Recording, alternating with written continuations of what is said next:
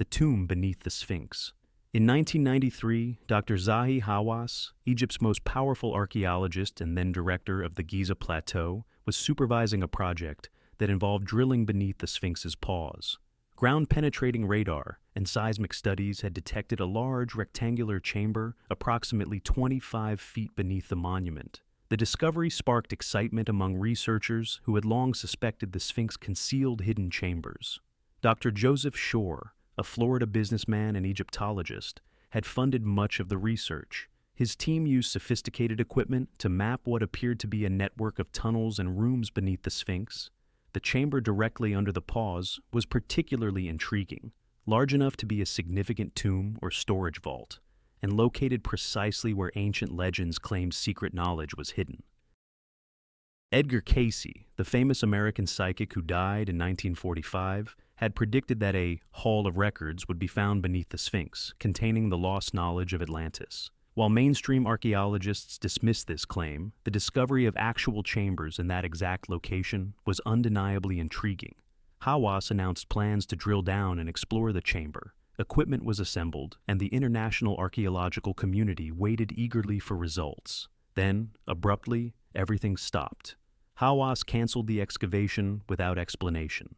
When pressed by reporters and other archaeologists, he gave vague statements about structural concerns and the need to preserve the Sphinx.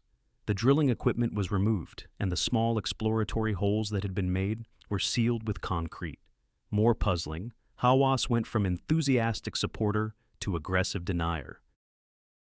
In subsequent interviews, he claimed there were no chambers beneath the Sphinx, contradicting his own earlier statements and the published radar data. When Dr. Shore attempted to continue funding the research, he was banned from working at Giza. Other researchers who had been involved in the project reported pressure to remain silent. Some claimed they were warned that discussing the findings would result in their excavation permits being revoked, a career-ending threat for Egyptologists who depend on access to Egyptian sites. Dr. Thomas Göbekli, a geophysicist who worked on the seismic surveys, later stated in interviews that the data clearly showed anomalies beneath the Sphinx consistent with chambers or voids. He expressed frustration that the project was terminated before these anomalies could be properly investigated. The seismic readings suggested not just one chamber, but possibly a network of connected spaces. What was found in that chamber? Why was the excavation stopped so abruptly? The radar data showed something was there. Drilling confirmed a void space, and then the project was terminated and the evidence sealed.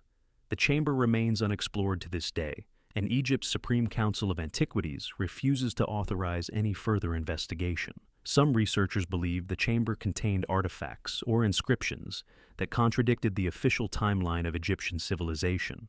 Others suggest political or religious sensitivities, perhaps evidence of pre-dynastic cultures that would challenge Egypt's historical narrative. Whatever the reason, the tomb beneath the Sphinx was found, briefly explored, and then permanently sealed. Göbekli Tepe's deliberate reburial. In 1994, German archaeologist Klaus Schmidt began excavating Göbekli Tepe in southeastern Turkey. What he found revolutionized our understanding of human history. A massive temple complex built around 9600 BCE, over 11,000 years ago, thousands of years before Stonehenge, before the pyramids, before humans were supposed to be capable of such construction. The site consists of massive carved stone pillars arranged in circles, covered in intricate carvings of animals and abstract symbols. The pillars weigh up to 20 tons each and were quarried, carved, transported, and erected by people who, according to conventional archaeology, were simple hunter-gatherers without even basic agriculture. Schmidt excavated only about 5% of the site before his death in 2014. Ground-penetrating radar shows at least 20 additional circular structures still buried, potentially even more impressive than what's been uncovered. The site covers approximately 22 acres, making it enormous by Neolithic standards. Here's where it gets strange. Göbekli Tepe was deliberately buried. Around 8000 BCE, whoever built these temples carefully filled them with debris, not destroyed, but preserved. They intentionally covered the entire complex with dirt, creating the hill that hid it for millennia. This wasn't natural accumulation, it was purposeful burial. The fill material itself is puzzling. It's not just random dirt and rocks, it contains tools, animal bones, and other artifacts mixed in, as if the builders wanted to leave a record of their culture while sealing the temple. Some archaeologists believe this deliberate burial was a ritual act, perhaps closing the site when its religious purpose had been fulfilled. Why would ancient people invest incredible effort into building this complex, use it for roughly 1,500 years, and then deliberately bury it? Schmidt himself was puzzled by this, calling it the greatest mystery of Göbekli Tepe. But the modern mystery is equally puzzling. Since Schmidt's death, excavation at Göbekli Tepe has slowed dramatically. Turkish authorities have restricted access to the site, limited excavation permits, and, most controversially, begun a construction project that many archaeologists say will damage the ruins. In 2018, Turkey began building massive steel roof structures over the excavated portions, ostensibly to protect them from weather, but the construction involved heavy machinery, concrete foundations, and modifications to the landscape that critics say are destroying archaeological context and potentially damaging unexcavated areas. More concerning, the Turkish government has taken direct control of the site away from academic archaeologists and placed it under the management of the Ministry of Culture and Tourism. Excavation has essentially stopped. The 95% of the site that remains buried will apparently stay that way. International archaeologists who worked with Schmidt have expressed dismay at the changes. Several have stated that important areas of the site are now inaccessible, and that the focus has shifted from research to tourism infrastructure. The protective shelters, while impressive, were built without adequate archaeological supervision of the construction process. Why? Some researchers believe that what lies beneath threatens narratives about the development of civilization. Göbekli Tepe proves that complex society, organized religion, and monumental architecture existed thousands of years before agriculture, contradicting the fundamental model of human development taught in every textbook. If the remaining 95% contains evidence of even more sophisticated knowledge or technology, it could force a complete rewriting of prehistory. The site was buried once by its builders. Now it seems it's being buried again by modern authorities who may not want those buried secrets revealed. The Bosnian Pyramid Excavation Ban. In 2005, Bosnian author Semir Osmanagic announced that several hills near Visoko, Bosnia, were actually ancient pyramids covered by soil and vegetation. The claim was met with skepticism from mainstream archaeologists, but Osmanagic began excavations that uncovered puzzling features: massive stone blocks that appeared shaped and positioned, extensive tunnel systems beneath the hills, and concrete-like material that some tests suggested was man-made. Whether or not the hills are actually pyramids remains hotly debated. But what's not debatable is that Osmanagic's team uncovered significant archaeological features that warranted investigation. They found precisely fitted stone blocks weighing several tons, tunnel networks with smooth walls and geometric passages, material that laboratory analysis suggested was ancient concrete, ceramic sculptures and artifacts in the tunnels. The excavation attracted international attention and volunteers from around the world. Osmanagic's team documented stone blocks with flat surfaces and apparent right angles, positioned in ways that seemed too regular to be natural. The tunnels beneath the hills were particularly intriguing, smooth-walled passages that extended for hundreds of meters. Then the European Association of Archaeologists intervened, calling the project a cruel hoax and demanding it be shut down. They pressured the Bosnian government to stop the excavation and withdraw Osmanagic's permits. In 2006, the Bosnian Commission to Preserve National Monuments declared that there was no evidence of pyramid structures and called for the excavation to cease. This was remarkable because their declaration came before any thorough investigation. They were demanding work stop based on the assumption that nothing significant existed, rather than investigating to find out. What followed was a campaign to discredit and shut down the excavation. Osmanagic's permits were repeatedly challenged. Mainstream media ran articles dismissing the project without visiting the site. Academic archaeologists who expressed interest in studying the anomalies were warned that their careers would suffer if they got involved. Despite official opposition, Osmanagic has continued limited work, funded by private donations and volunteers.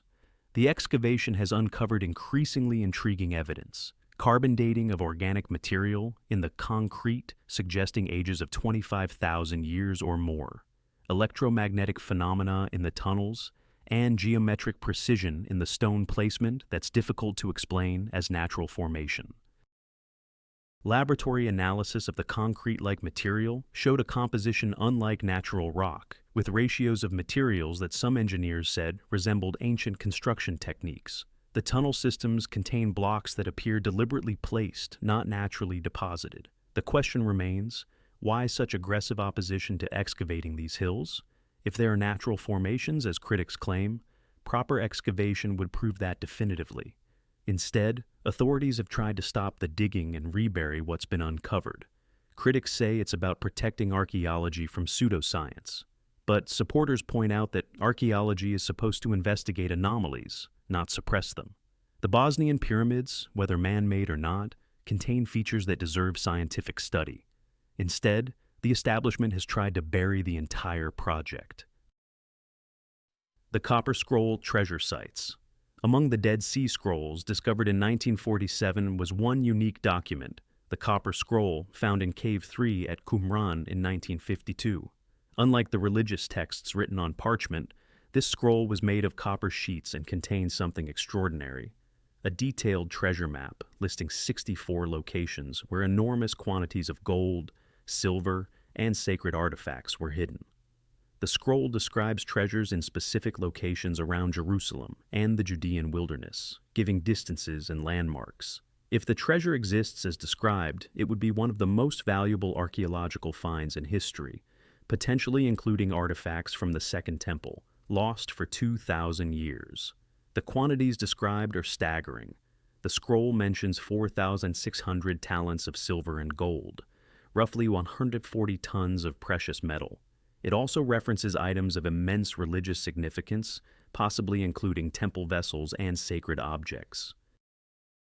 Since the scroll's translation in 1955, numerous expeditions have attempted to locate these treasure sites.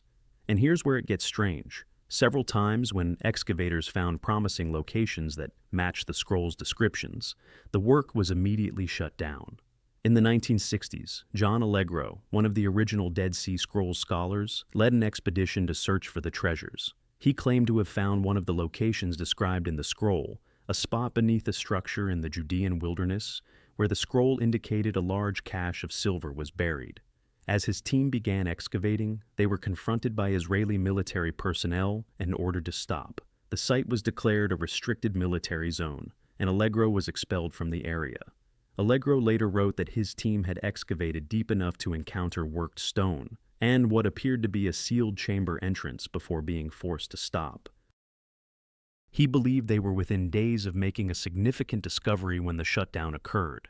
In subsequent decades, other attempts to excavate sites matching the Copper Scroll descriptions have been blocked, usually by Israeli authorities citing security concerns, religious sensitivities, or claims that the land is privately owned or contains important structures that cannot be disturbed. The most controversial shutdowns involve sites in and around the Temple Mount in Jerusalem. The Copper Scroll describes multiple treasure locations in this area, but excavation there is politically and religiously impossible. The Temple Mount is one of the most sensitive locations on Earth, sacred to Judaism, Christianity, and Islam. Some researchers believe the treasures described in the Copper Scroll include sacred objects from the temple, possibly including the Ark of the Covenant. If such artifacts were discovered, it could have profound religious and political implications. The Israeli government, the Islamic Waqf that administers the Temple Mount, and various religious authorities all have reasons to prevent such discoveries from being made public. In several documented cases, amateur treasure hunters or archaeologists who claim to have found locations matching the scroll have been arrested, their equipment confiscated, and any excavations they made filled back in. The sites are then placed under guard or legally protected to prevent further digging. Whether the Copper Scroll describes real treasures or is ancient fiction remains unknown. But what's clear is that attempts to find out are systematically blocked, and sites that might contain answers are sealed and reburied before any definitive evidence can be recovered. The forbidden excavation of Qin Shi Huang's tomb. The tomb of Qin Shi Huang, China's first emperor, lies beneath a massive burial mound near Xi'an. The site is famous for the terracotta army, thousands of life-size clay soldiers discovered in pits surrounding the tomb in 1974. But the tomb itself, the actual burial chamber where the emperor lies, has never been opened. According to ancient Chinese historian Sima Qian, writing a century after Qin Shi Huang's death, the tomb is a vast underground palace. His description includes a ceiling depicting the heavens with pearls as stars, rivers of mercury representing China's waterways, crossbow traps to kill intruders, treasures beyond counting. For decades, archaeologists have wanted to excavate the tomb. Ground-penetrating radar and other remote sensing has confirmed that a large structure exists beneath the mound. Soil samples from the site show extremely high mercury levels, consistent with Sima Qian's description of mercury rivers. Recent surveys using advanced electromagnetic scanning have revealed what appears to be a complex of chambers and passages beneath the burial mound, suggesting the tomb is even more elaborate than previously thought. The main chamber appears to be approximately 80 meters by 50 meters, larger than a football field. But the Chinese government absolutely refuses to allow excavation. The official reason is preservation. They claim that modern archaeology doesn't have the technology to properly preserve what's inside without damaging it. They say they're waiting for better preservation techniques before opening the tomb. This explanation seems reasonable at first, but it becomes questionable when you consider that China has excavated many other ancient tombs, including sites as old or older than Qin Shi Huang's. They've developed sophisticated preservation techniques and have some of the world's leading archaeological experts. If they can preserve other sites, why not this one? Some archaeologists who've worked on terracotta army excavations have stated privately that they were told the tomb would never be opened, regardless of technological advances. This suggests the preservation argument is a pretext, and the real reasons are political or ideological. What might the tomb contain that China wants hidden? Several theories exist.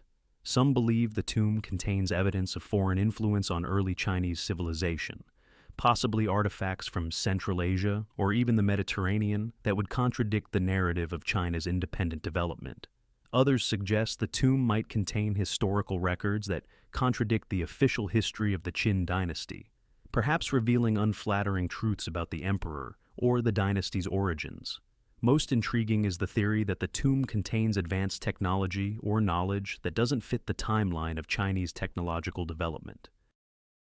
Qin Shi Huang was obsessed with immortality and assembled scholars and alchemists from across his empire. Some researchers speculate his tomb might contain scientific knowledge that was later lost. The mercury rivers mentioned by Sima Qian are particularly intriguing. Mercury has been detected in the soil, but the purpose of such massive quantities remains unclear. Some speculate it was used to create a model of China's waterways, while others suggest more esoteric purposes related to the emperor's quest for immortality. Whatever the reason, the tomb remains sealed. In 2020, China announced plans to build a protective structure over the burial mound, but explicitly stated the tomb would not be opened. The greatest archaeological treasure in China, possibly in the world, will remain buried, sealed by government decree. The Sphinx water erosion investigation, Shutdown. In the early 1990s, Boston University geologist Dr. Robert Schoch examined the Great Sphinx of Giza and made a startling announcement. The weathering patterns on the Sphinx showed clear evidence of water erosion, not wind and sand erosion, as Egyptologists claimed. This was significant because it suggested the Sphinx was far older than officially believed, possibly dating to a time when the Sahara was wet, around 5,000–7,000 BCE or earlier. Schoch's analysis was peer-reviewed and published in respected geological journals. Other geologists who examined the Sphinx agreed with his assessment. The weathering patterns, deep vertical fissures, and wave-like erosion were consistent with prolonged rainfall, not the horizontal scouring expected from wind-driven sand. If the Sphinx was built during a wetter climate, it would predate dynastic Egypt by thousands of years, suggesting an unknown advanced civilization existed in Egypt long before the pharaohs. This would revolutionize our understanding of human history. The erosion patterns Schoch identified were most pronounced on the Sphinx's body and the walls of the enclosure around it. The depth and character of the weathering suggested hundreds, possibly thousands, of years of exposure to heavy rainfall. In contrast, nearby structures known to date from dynastic Egypt showed completely different erosion patterns. Dr. Zahi Hawass, Egypt's chief archaeologist, reacted aggressively to these claims. He denounced Schoch's work as American hallucinations and began a campaign to prevent further geological study of the Sphinx. Permits for geological analysis were denied. Researchers who wanted to take samples or conduct tests were banned from the site. In 1993, a team of researchers led by John Anthony West planned a comprehensive study of the Sphinx, including core drilling to determine the age of repairs and modifications, ground-penetrating radar to search for hidden chambers, and detailed geological mapping. They obtained permits from Egyptian authorities after extensive negotiations. The work began but was abruptly halted after just a few days. According to team members, Egyptian officials arrived at the site, revoked their permits without explanation, and ordered them to stop immediately. The small exploratory trenches they had dug to expose the bedrock for study were filled back in. Team members reported that they had uncovered bedrock layers that showed the characteristic water erosion patterns, supporting Schoch's theory. They had also begun documenting repair work on the Sphinx that appeared to have been done in multiple phases, suggesting the monument had undergone renovations over a much longer period than the official timeline would allow. Since then, Egypt has maintained strict control over who can study the Sphinx and what methods they can use. Geological investigations that might provide evidence for the water erosion theory have been systematically denied. The few studies that have been permitted were limited to surface observations that couldn't definitively date the structure. The controversy highlights a broader pattern in Egyptian archaeology. Discoveries or evidence that contradicts the established timeline of Egyptian civilization are often suppressed or dismissed. The Egyptian government, and particularly Zahi Hawass during his tenure, has consistently blocked research that might suggest advanced civilizations existed before the dynastic period. The water erosion evidence hasn't gone away. It's visible to anyone who examines the Sphinx, but attempts to scientifically investigate and date the erosion have been shut down. The Sphinx keeps its secrets, protected not by ancient curses, but by modern bureaucracy. The Taos Cave Exploration Ban. In 1965, Argentine explorer Juan Morich announced he had discovered an enormous cave system in Ecuador containing a metallic library, thousands of metal tablets inscribed with unknown writing, along with artifacts that suggested an advanced ancient civilization. The caves, known as the Cueva de los Tayos, had long been known to local indigenous people, but Morich claimed to have found deeper chambers that contained extraordinary artifacts. Morich's claims attracted international attention. In 1976, a major expedition was organized involving the Ecuadorian military, British Army engineers, and, notably, astronaut Neil Armstrong. The expedition explored portions of the cave system and documented extensive chambers, including carved walls and unusual geometric features. The 1976 expedition was massive, involving over 100 people and sophisticated equipment. They mapped portions of the cave system and documented chambers extending hundreds of meters into the mountain. Some chambers were large enough to hold thousands of people. The expedition's official report was cautious, noting interesting geological and archaeological features but making no dramatic claims. However, several expedition members later stated that they had been instructed not to discuss everything they found, and that certain discoveries were classified by the Ecuadorian government. Stan Hall, who helped organize the 1976 expedition, later stated that the team had found evidence of artificial modification in the deeper caves, carved stone, metal objects, and chambers that showed signs of deliberate construction. He claimed these findings were reported to Ecuadorian authorities, who immediately restricted access to those sections of the cave. After the 1976 expedition, Ecuador declared the Taos Caves a protected archaeological site and severely restricted access. Several researchers who attempted to obtain permits to explore the deeper chambers reported being denied without explanation. In 2010, an Ecuadorian-German team obtained permits for a limited expedition. They reported finding carved stones, ceramics, and evidence of ancient human activity deep in the cave system. They also documented chambers that appeared to be artificially expanded or shaped. Their findings suggested the caves had been used by an unknown culture for purposes beyond simple shelter. The team found tool marks on some cave walls, geometric patterns that appeared deliberate, and artifacts that didn't match known pre-Columbian cultures in the region. They also reported finding unusual acoustic properties in certain chambers, suggesting they may have been designed for ceremonial purposes. Shortly after this expedition published its preliminary findings, Ecuador tightened restrictions on the site even further. The caves were declared a military security zone, and unauthorized entry became a criminal offense. Armed guards were posted at the entrances. What's in the deeper chambers of the Tayos caves? The indigenous Shuar people, who have known about the caves for generations, have legends about them being home to powerful spirits and containing ancient knowledge. They claim that certain chambers should never be entered, and that previous civilizations left dangerous knowledge hidden there. The most intriguing aspect is the metallic library Morich claimed to have found. While mainstream archaeologists dismiss this as fabrication, Morich provided specific details about the location and appearance of these tablets. Several researchers who knew him believe he genuinely found something extraordinary, though perhaps not as dramatic as his claims suggested. The Ecuadorian government's aggressive protection of the site, going so far as to make it a military zone, suggests they believe something significant is there. Whether it's Morich's metallic library, evidence of a pre-Columbian advanced culture, or something else entirely, the deeper chambers of the Tayos caves remain sealed and off-limits to investigation. Gantenbrink's door in the Great Pyramid. In March 1993, German robotics engineer Rudolf Gantenbrink was working on improving ventilation in the Great Pyramid of Giza. He designed a small robot called Upiuut-2, named after the Egyptian god who opens the ways, to explore the narrow shafts leading from the Queen's chamber.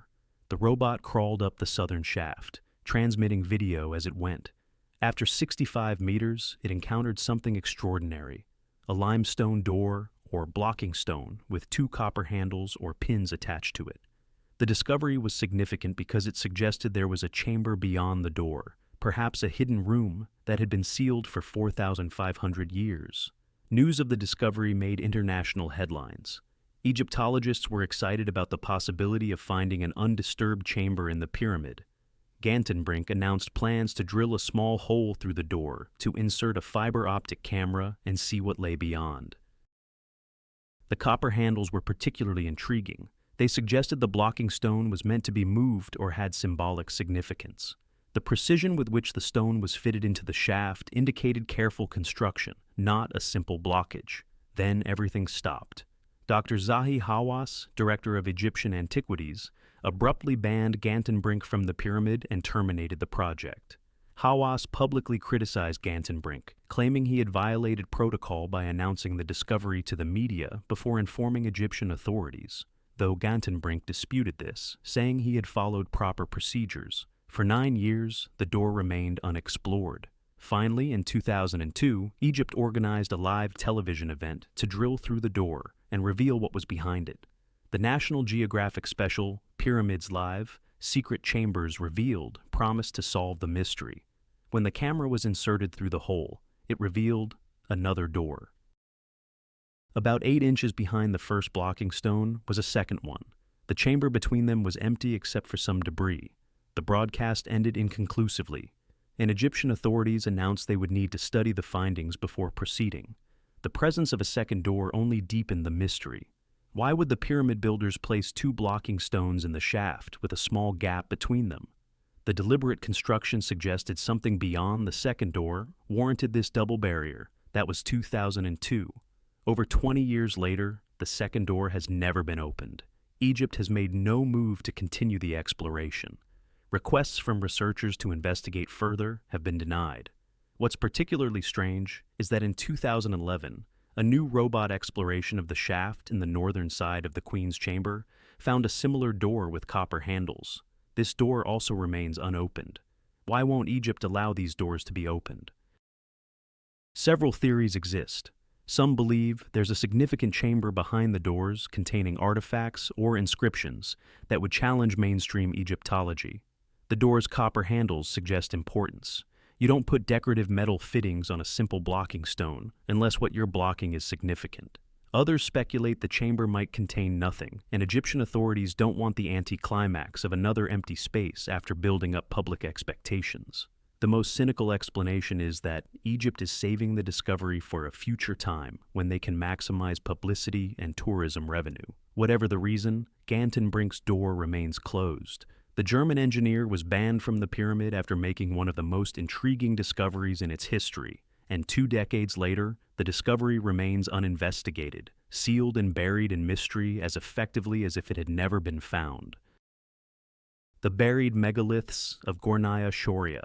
In 2014, a team of Russian researchers exploring the remote Gornaya Shoria region of southern Siberia discovered massive stone blocks on a mountainside. The blocks, weighing up to 3,000 tons each, were stacked in wall-like formations and showed signs of precise shaping and placement. The discovery was remarkable for several reasons. First, the blocks rivaled or exceeded in size the largest megalithic stones at known archaeological sites worldwide. Second, they were found in a remote, forested mountain range far from any known ancient civilization. Third, the precision of the stonework suggested advanced construction techniques. Georgy Sidorov, a Russian archaeologist who visited the site, stated that the blocks showed clear evidence of being cut, shaped, and stacked deliberately. He noted right angles, flat surfaces, and geometric precision inconsistent with natural rock formation. Some blocks appeared to have been fitted together with remarkable precision, reminiscent of construction techniques seen in ancient megalithic sites in South America and the Mediterranean. The joints between some blocks were so tight that a knife blade couldn't be inserted between them.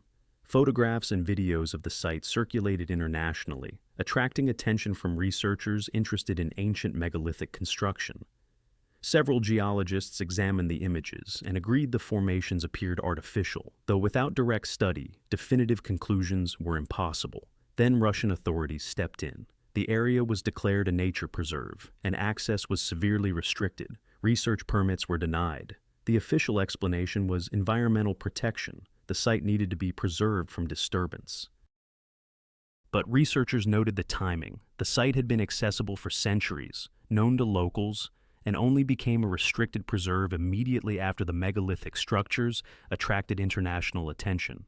Attempts by foreign researchers to obtain permission to study the site have been denied.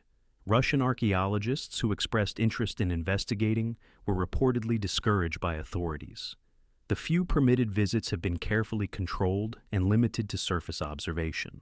Local residents of the region reported that the stones had always been there and were known in local folklore as remnants of an ancient civilization.